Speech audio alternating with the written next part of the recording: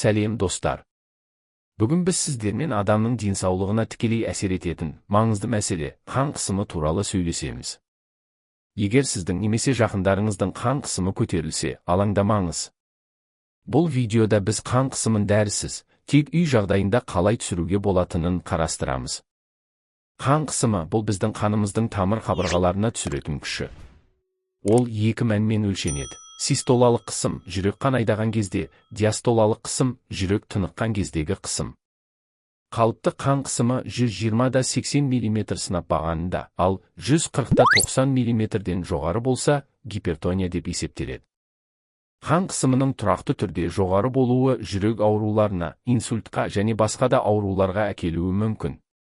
Қан қысымының көтерілуіне көптеген факторлар әсер етеді. Стресс және эмоционалдық жүктеме, дұрыс тамақтанбау, тұзды, майлы тағамдар. Артық салмақ пен физикалық белсенділіктің төмендігі. Кофе, алкоголь және темекі шегу. Тұқым қуалаушылық. Қан қысымын үй жағдайында түсіру тәсілдері бір. Терең тыныс алу. Қан қысымы көтерілгенде, алдымен тыныштық сақтаңыз. Мына әдісті қолданыңыз, мұрныңызбен терең дем алыңыз. Демді 5 секунд ұстап тұрыңыз. Аузыңызбен ақырын дем шығарыңыз. Осылайша 5-10 минут ішінде жүйке жүйесі тынышталып, қан қысымы төмендейді. 2. Жылы суға аяқ салу. Жылы су ыдысын дайындап, аяқтарыңызды 10-15 минутқа салып отырыңыз. Бұл қан айналымын жақсартып, тамырлардағы қысымды азайтады. 3. Мойын массажы. Мойынның артқы жағын, иықты және желке аймағын жеңіл уқалаңыз. Бұл қан айналымын жақсартып, қысымды төмендетуге көмектеседі. 4. Табиғи сусындар ішу. Лимон қосылған су. Лимон қан тамырларын кеңейтіп, қысымды түсіреді. Жалбыз шайы. Жалбыз тыныштандырып, қан тамырларын кеңейтеді. 5. Алма сірке суы компрессі. Дәкені алма сірке суына батырып, оны табаныңызға қойыңыз. Бұл халықтық медицина әдісі қысымды тез төмендетуге көмектеседі.